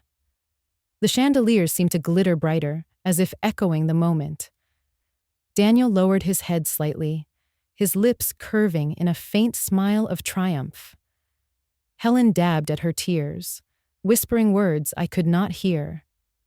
The staff stood taller, pride returning to their faces. Marissa finally spoke, her voice trembling despite her effort to sound strong. "Mother, you've embarrassed us, in front of everyone." I turned to her fully, my gaze steady. "No, Marissa, you embarrassed yourself when you forgot that legacy is not something to steal, but something to honor. Tonight was never mine to defend. It was yours to respect. And you failed." Her mouth opened as if to protest, but no words came. Ethan's hand slipped from hers, his confidence drained by the truth laid bare. Callahan closed the folder, his work done. "The matter is settled," he said. "There is nothing more to contest." And in that moment, the ballroom seemed to exhale. The guests, the staff, even the walls of the hotel seemed to know. The tide had turned. I sat back down, placing my hand once more over the key at my chest. Richard's presence felt close, as if he too had walked into the room with Callahan. And for the first time that evening, I allowed myself to breathe deeply, no longer in humiliation, but in quiet triumph. Callahan did not grandstand. He simply opened the second folder and let the documents breathe. The ballroom seemed to lean in. I remained standing beside him, my palm settled over the silver key, the metal cool and steady against my skin. He cleared his throat once, then spoke in a voice meant for courtrooms, not ballrooms. "For clarity," he said, I will read the operative provisions. Paper rustled like a small storm. Pens froze over guest books. Crystal glasses hovered midair. Even the band stopped pretending to tune. He began with the title across the first page. Irrevocable Management and Ownership Agreement, he read, naming me as the sole controlling member and identifying himself as a silent partner with protective rights only. He tapped the notarization seal lightly, the sound precise. Filed with the Secretary of State 5 years ago, amended twice for compliance, currently active. He listed clauses: no transfer without my written consent, no pledge as collateral, no public representation implying change of control. Any violation, he added, constitutes material misrepresentation leading to immediate injunctive relief and damages. A murmur rippled across the room. I watched faces recalibrate, the polite smiles of earlier shifting to careful neutrality. Ethan tried to laugh, then thought better of it. Marissa's grip tightened on the back of a chair, knuckles pale beneath her bouquet of rings. Callahan continued. Clause 12. Right of first refusal retained by Mrs. Whitfield alone. Her decision is final and not subject to challenge by heirs, spouses, or business partners. He paused, eyes moving to the couple. Clause 15. Any public announcement asserting ownership without consent is deemed false advertising and tortious interference. I felt the staff behind me become very still. Daniel's breath steadied.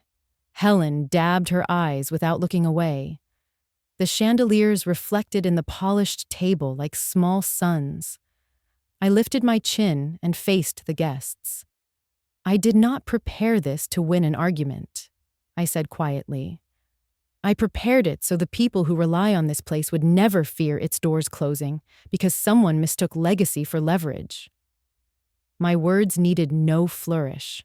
They landed because they were true. Callahan turned a page. There is a supporting trust, he said, softer now. The Whitfield Foundation Trust holds the property deed. The trust instrument names Mrs. Whitfield as trustee for life with sole discretion. He set down another sheet with Richard's unmistakable signature. The settler's letter of intent affirms the purpose: preserve operation, preserve people, preserve dignity. He glanced at me. Your husband chose his words with care. My throat tightened, but I nodded. The letter looked like the day it was written, ink sure of itself, the way Richard had always been. Ethan tried one last push. You can't shame us with paperwork, he snapped. The guests heard our announcement. Public sentiment matters. Callahan did not bother to face him. Courts are not swayed by sentiment, he replied. And tonight's recording. He gestured toward a raised phone. Documents a false claim over a protected asset. The young man with the phone swallowed hard and lowered it. A few guests shifted their chairs away from Ethan as if distance could erase association. Marissa's breath hitched. Pride faltered into panic. I spoke then, choosing each word the way a surgeon chooses a stitch. No one is being thrown out. No one is being ruined. But lines are being drawn. I looked at the staff. Your jobs are safe. I looked at the guests. Your reservations are safe. Finally, I looked at my daughter. What is not safe is the belief that love absolves theft. That belief ends here. The sentence rang through the hall with the clarity of glass. I felt Richard's steadiness return to my bones. Callahan closed the folder. To prevent confusion, he said, we will file a brief notice first thing Monday morning, reaffirming control and warning against unauthorized claims. Should any third party receive solicitations or proposals concerning this hotel, that do not originate from Mrs. Whitfield or me, consider them invalid." He slipped a business card from a small case and set it on the table, a quiet finality. "Questions may be directed to my office." Then he stepped back, placing the stage where it belonged, in front of me. I rested both hands on the table and let the room meet my silence. I did not ask for applause. I did not expect it. I only wanted understanding. "This building taught me patience," I said. "Patience taught me law. Law gave me language for dignity." I let the line sit there until the hush became clean. "If you came here for a spectacle, I have none to give. If you came here for a wedding, continue. The music can resume." My gaze moved toward the band, and the conductor, grateful, gave a tiny nod. For a breath, no one moved. Then chairs creaked, a low human rustle. Conversations restarted in careful tones. The band found a gentle melody, something unintrusive and warm. I felt Daniel's hand graze my shoulder, a promise without words. Helen exhaled as if she had been underwater. Across the room, Marissa stood very still, a stranger to herself. Ethan muttered something I could not hear and stepped away, already searching for a door that had not yet closed. I gathered the documents, slid them into the folder, and pressed my palm flat against the cover. The paper was smooth, sturdy, real. "Thank you," I murmured to Callahan. He inclined his head. "You did the hardest part," he said, "by waiting." The truth of that settled deep. Patience had not erased me. It had preserved me. And tonight, in front of witnesses, it had saved the life we built. The ballroom did not return to the same rhythm after Callahan's announcement. Something fundamental had shifted, like the earth itself had tilted beneath the guests' feet. The clinking of glasses grew hesitant, laughter dimmed into whispers, and eyes that had once followed Ethan and Marissa now returned again and again to me. I remained standing at the head table, my hand pressed lightly against the documents Callahan had left open. Their presence alone was enough. A silent verdict that stripped away the illusions my daughter and her husband had draped themselves in. The hum of the chandeliers above seemed louder than the scattered applause that never quite found courage to begin. Ethan was the first to recover, or at least to attempt recovery. His voice boomed, the sound sharp with desperation. "Do not be deceived, friends. This is nothing but a stunt. Paper can be forged. Power is not in ink, it is in vision. And Marissa and I are the vision this hotel needs." But the conviction was gone. The same guests who had cheered him minutes earlier now avoided his eyes. A man at the far table coughed, uncomfortable. A woman lowered her champagne flute to the table as though suddenly aware she was holding the wrong side of history. Marissa tried next. Her voice trembled as she leaned into the microphone. "Mother, you didn't have to do this publicly. You could have told me. We could have found a way together." Her words fell softer than intended, and though they aimed for sympathy, they carried the hollow sound of regret too late. I stepped forward then, my silence finally breaking, not in anger, but in clarity. "You stood before 150 guests and declared what was not yours. You asked me for nothing, Marissa. You demanded. You shamed me, believing humiliation would break me.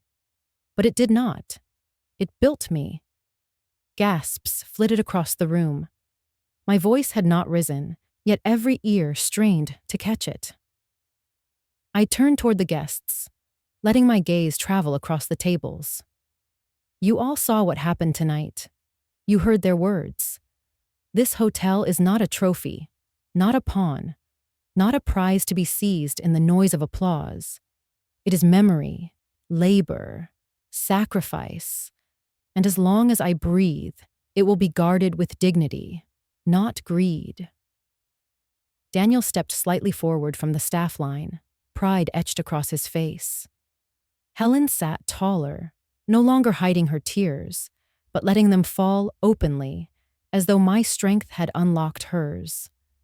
The reversal of power was not in the documents alone. It was in the faces around me. The current of the room no longer flowed toward Ethan and Marissa. It had turned, slowly but unmistakably, back to me. Ethan's mask cracked.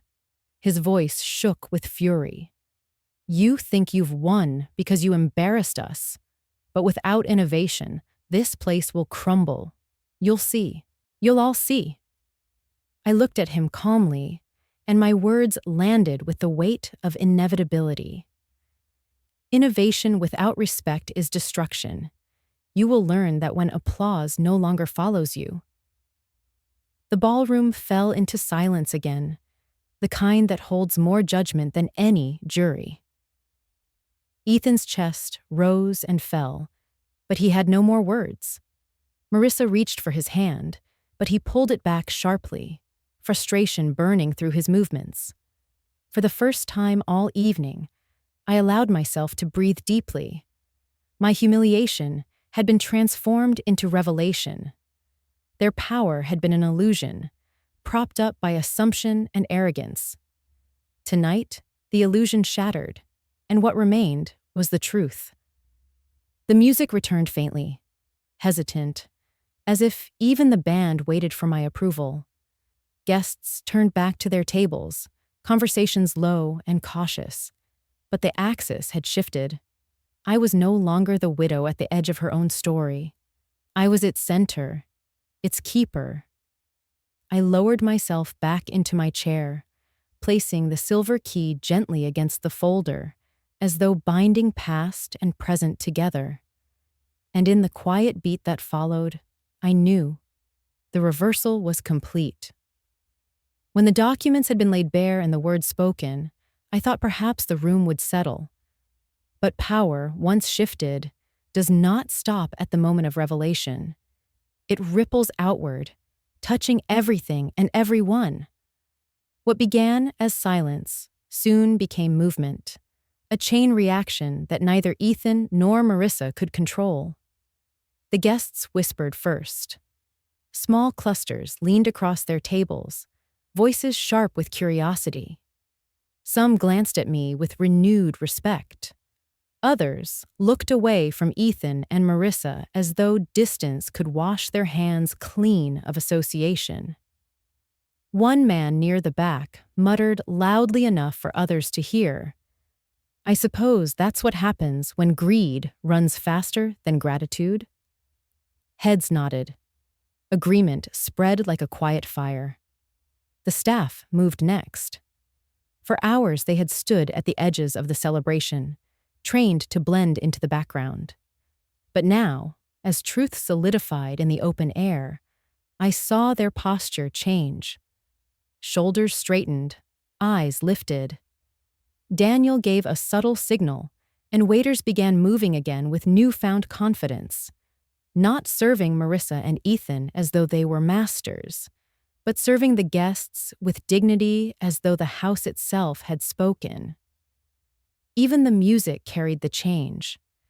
The band had faltered earlier, their notes hesitant, unsure of who held authority.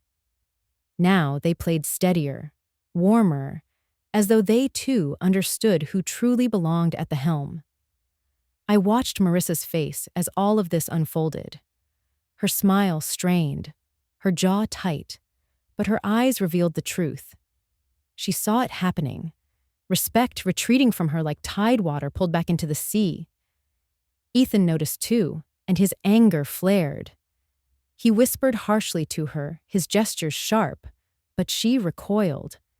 The unity they had flaunted all evening began to fracture before our very eyes. Helen rose from her seat at last, not timidly this time, but with quiet resolve. She approached me at the head table, her steps steady, though her age showed in the careful placement of her feet. She leaned down and kissed my cheek, a gesture that startled the crowd into silence once more. "I told you," she whispered just for me, "your strength would be different from mine." You did not disappear. The guests saw, and the gesture became another spark. They began approaching me in small waves. First one couple, then another, offering words of support, affirmations that the legacy of the hotel was safe. "Your Richard would be proud," one elderly man said, pressing my hand warmly. Ethan tried to reclaim control, seizing the microphone again. "Do not be deceived by theatrics," he insisted. "We are still the future of this hotel. One contract cannot stand against progress." His words fell flat. Too many eyes had already turned away from him. The applause he craved did not come. Instead, Daniel stepped forward, his voice calm but firm. "Progress is not built on betrayal.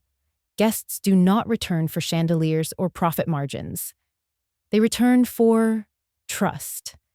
And trust still lives here because of Mrs. Whitfield, not because of you." The staff clapped first, softly, respectfully. Then a few guests followed. The sound spread, building slowly until the room filled with applause that belonged not to Ethan or Marissa, but to me. I did not rise or bow. I only sat, my hands folded, letting the moment carry itself. Marissa's composure cracked. Her eyes filled with tears she refused to shed, her chest heaving with the weight of a truth she could no longer deny. She turned to Ethan for comfort, but he had already stepped back, his face cold with resentment. The cracks between them widened in front of everyone. I felt no triumph in watching her break, only sorrow that it had come to this, that love had twisted into rivalry, that a daughter had chosen ambition over remembrance. Yet I also felt release, as though chains I had carried for years had slipped from my shoulders. The chain reaction reached its peak when Callahan closed the folder with a decisive click. "The matter is concluded," he said simply. "This hotel remains exactly where it has always belonged." The authority in his tone left no room for debate. The guests began to rise, moving toward the dance floor again. But this time the energy was different. It was not the unbridled celebration Ethan had promised. It was gentler, steadier, more respectful. They celebrated not the false inheritance of youth, but the resilience of memory. As I sat among them, the silver key resting firm against my chest, I realized the reversal was complete. What had begun as humiliation had become revelation, and revelation had become restoration. Legacy had spoken, not through thunder, but through quiet chains of reaction, one after another, until the entire room remembered what mattered most. The wedding was meant to be the pinnacle of joy, a union blessed by family and witnessed by friends. Yet, as the evening stretched, it became something else entirely, a stage where illusions crumbled, vows lost their luster, and truth stripped the ceremony of its shine. I sat at the head table, watching it all unravel with the strange clarity that only comes after humiliation has burned away fear. The first sign of fracture came during the toasts. A few brave guests tried to lift the mood, raising glasses and offering words of love, but their voices trembled, unsure of whether they were speaking for celebration or pity. When they turned toward Marissa and Ethan, the applause was polite but hollow. The warmth that should have filled the ballroom never returned. Marissa's smile strained tighter with each passing moment. She laughed too loudly at jokes that did not land, clutched Ethan's hand with a grip more desperate than affectionate. I could see the weight pressing against her chest, the realization that her grand declaration had not crowned her in glory, but exposed her hunger to the world. Ethan fared worse. His pride had been wounded, and instead of hiding it, he let the wound bleed across the evening. He snapped at a waiter who spilled a drop of champagne, muttered curses under his breath when guests avoided his gaze. His face darkened further when he noticed Callahan still present, calmly conversing with several respected attendees. Every handshake Callahan received was a nail hammered deeper into Ethan's fragile sense of triumph. The chain reaction from earlier had not stopped. It deepened. Conversations at the tables grew bolder. I overheard fragments as I passed on my way to the restroom. Such a disgrace. Poor Joanne to endure that. The daughter should have known better. Each whisper was a mirror, reflecting their downfall more clearly than any speech I could give. When the dancing began, fewer couples joined than expected. The dance floor, meant to be the glowing centerpiece of the evening, looked bare under the chandeliers. The band played with professionalism, but their melodies hung in the air without joy. Even music could not mask the tension. Marissa tried one last time to rescue the night.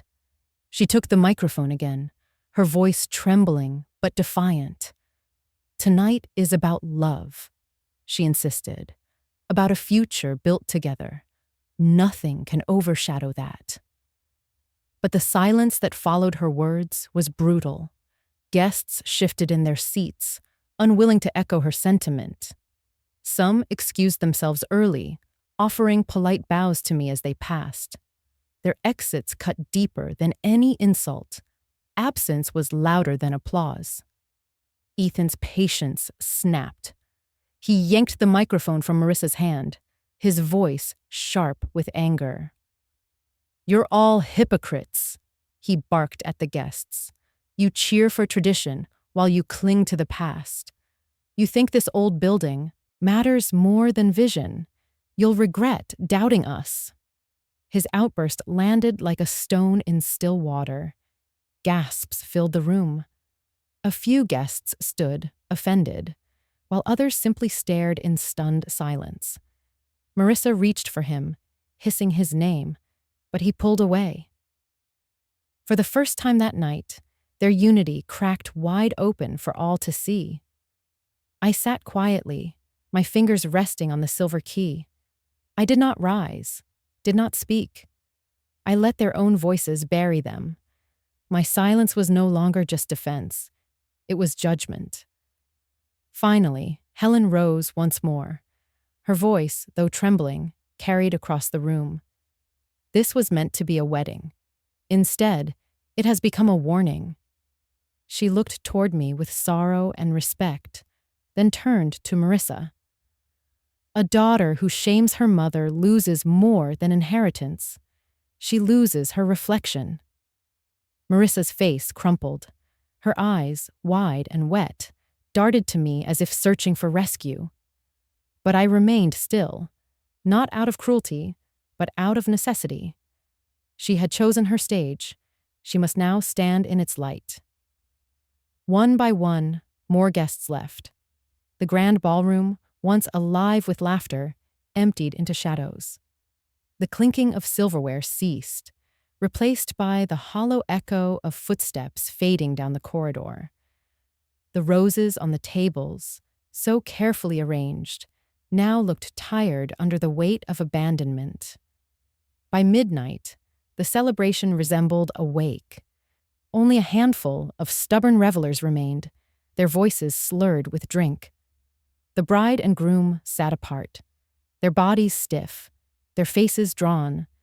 The marriage had been sealed with vows, yes, but the wedding, the joy, the unity, the promise, had shattered.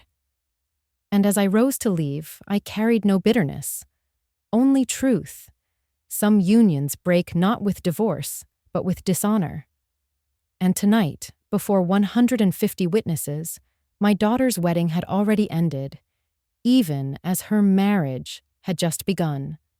When the last of the guests drifted out into the night, the hotel felt different. Emptier, yes, but lighter too. The air no longer vibrated with applause or mockery, with forced laughter or hollow toasts. Instead, there was stillness, the kind of quiet that comes after a storm has passed and the trees, though bent, are still standing. I walked slowly through the ballroom, my heels echoing against the marble. The roses on the tables had begun to wilt, petals loosening under the weight of candle smoke. I touched one gently, letting it fall into my palm, and thought, even beauty must shed to begin again. Marissa and Ethan were nowhere to be seen. They had vanished into the night, leaving behind an unfinished cake, discarded glasses, and the faint sting of their words. For a moment, I felt the urge to chase her, to plead as a mother for reconciliation, to remind her of who she once was. But I stopped myself. Healing does not come from clinging. It comes from release. Daniel appeared from the far side of the hall, his jacket slung over his shoulder, his eyes heavy with the exhaustion of the evening. Yet when he looked at me, there was no pity, only pride. "You carried yourself like a fortress," he said softly. "I will never forget tonight."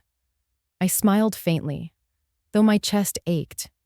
"Fortresses don't feel this hollow inside," I admitted. "Even hollow walls can protect," he replied. Then he inclined his head, understanding I needed no more words. He left me there with the silence, trusting me to find my way through it. I wandered toward the courtyard, where the fountain still whispered its eternal rhythm. The moon hung higher now, pouring silver light across the roses Richard had planted. I sat on the bench where I had rested earlier, the same place where I had made the call. The petals I carried slipped from my fingers into the water, drifting away like pieces of grief I could finally let go. I closed my eyes and let my thoughts wander back to Richard. I heard his laughter in the creak of the garden gate, his determination in the steady rush of the fountain, his love in the perfume of the roses. He was gone, yes, but not lost. He lived here, in the walls, in the soil, in the memory I had fought so fiercely to protect. For years, I had told myself that silence was my only shield. Tonight, I learned it was more than that. Silence could also be a gift. It could hold space for truth to walk in, unannounced but undeniable. It could carry me from shame to strength, from humiliation to healing. I whispered into the night, not to anyone present, but to myself. My silence was never surrender. It was preparation. The words, spoken aloud, echoed back to me, wrapping around me like a cloak. They were no longer just a defense. They were a promise. As dawn's first light brushed the horizon, I rose from the bench and returned inside. The hotel was mine again, not just in law, but in spirit. Yet, I no longer felt the weight of guarding it alone. Daniel's loyalty, Helen's warning, Callahan's presence, all had stitched themselves into my story. Even Marissa, through her betrayal, had given me clarity I might never have found otherwise. I did not know if reconciliation would ever come. Perhaps it would. Perhaps it would not. But I knew that forgiveness, real forgiveness, begins not with them, but with me. I could choose to release the bitterness without erasing the boundaries. I could choose to carry dignity without carrying vengeance. I touched the key at my chest one final time before tucking it under my blouse, closer to my heart. "It is safe, Richard," I whispered. And so am I. The chandeliers above the ballroom dimmed as the staff began to clear the remnants of the night. I walked past them quietly, offering a nod of thanks. They smiled back, not out of duty, but out of respect. That was enough for me. When I stepped outside into the early morning air, the world smelled of rain and renewal. The sky was streaked with pink and gold, soft as forgiveness. I breathed deeply, filling my lungs not with the smoke of humiliation, but with the air of possibility. Because this was not an ending. It was a threshold, a doorway into the rest of my life. And though I did not know exactly where the path would lead, I knew this. It was mine to walk, steady, silent, unbroken. The sun had already risen when I finally returned to my room. The first rays of morning filtered through the curtains, painting the carpet in soft gold. My body was tired, but my spirit carried a new steadiness. The night had taken me through fire, humiliation, revelation, and release, and now I stood at the edge of a different day, one not defined by fear, but by choice. I sat at my writing desk, the same one Richard had given me on our 10th anniversary, and opened my leather-bound journal. My pen hovered above the page, and then the words began to flow. I wrote not to record the pain of the evening, but to honor the lessons hidden within it. Legacy is not a gift we hand down lightly. It is a responsibility carved from sacrifice, patience, and love. Tonight, I learned that silence can wound, but it can also shield. I learned that even betrayal can become a mirror, showing us who we are and who we refuse to be. And I learned that healing is not a loud triumph. It is a quiet decision. I closed the journal gently, running my hand across the worn leather. Writing those words was like sealing a wound. The scar would remain, but it no longer bled. In the courtyard below, I could hear the staff beginning their morning routine. The faint clatter of dishes, the shuffle of footsteps, the soft hum of voices. It was the rhythm of continuity. The hotel was alive again, unbroken. I knew it would outlast all of us, not because of contracts or money, but because of the people who poured their care into every corner of it. I made my way downstairs, nodding to Daniel as he supervised the morning deliveries. He greeted me with his usual calm respect, but I could see in his eyes something had changed. His loyalty was no longer a quiet assumption. It was renewed, affirmed. Helen passed through the lobby as well, her cane tapping softly on the marble. She paused, looked at me with tears she did not hide, and whispered, "You didn't just save a hotel last night. You saved yourself." Her words stayed with me as I stepped outside into the brightness of the day. The roses swayed gently in the breeze, their petals catching the sun. I breathed in deeply, letting their fragrance fill me with a sense of continuity. Richard had planted them decades ago, and yet they bloomed still. That was legacy, not ownership, not control, but the quiet persistence of beauty through seasons of loss. I turned then, as if speaking not only to myself, but to anyone who might one day hear my story. Perhaps you've been where I was, dismissed, underestimated, silenced. Perhaps you've given until your hands were empty and found that gratitude did not follow. Perhaps you have faced betrayal from the very ones you raised. I let the words settle in the morning air, heavy with truth. If you have, I want you to know this. Silence does not mean surrender. You may not shout, you may not fight with fists or fury, but you still carry power. Your dignity is not theirs to strip. Your memory, your sacrifice, your worth, these remain yours. And when the moment comes, you can stand. even if it is in stillness, and claim them back. I touched the silver key at my chest one final time, not as a burden, but as a symbol. This key is not just to a hotel, it is to myself. And last night, I unlocked a door I thought had closed forever, the door to my own strength. The breeze carried my words away, scattering them among the roses, the marble, the morning light. I let them go freely, trusting they would land where they were needed. And if you, listening now, have walked through your own nights of humiliation, I ask you, what door might still be waiting for you to unlock? What silence of yours might be preparing you for revelation? If you feel moved by this story, if you see yourself in the cracks and the healing, I invite you to share your thoughts. Have you ever been underestimated, only to find your strength in the quietest of moments? Leave a comment. Let your voice join mine, not in anger, but in truth. And if you wish to hear more stories like this, stories of dignity, resilience, and the power of women who rise even when the world expects them to fall, subscribe, like, and share. Together, we can create a circle where silence is honored, where stories are not forgotten, where healing has space to grow. As I turned back toward the hotel, the morning sun climbed higher, warm against my shoulders.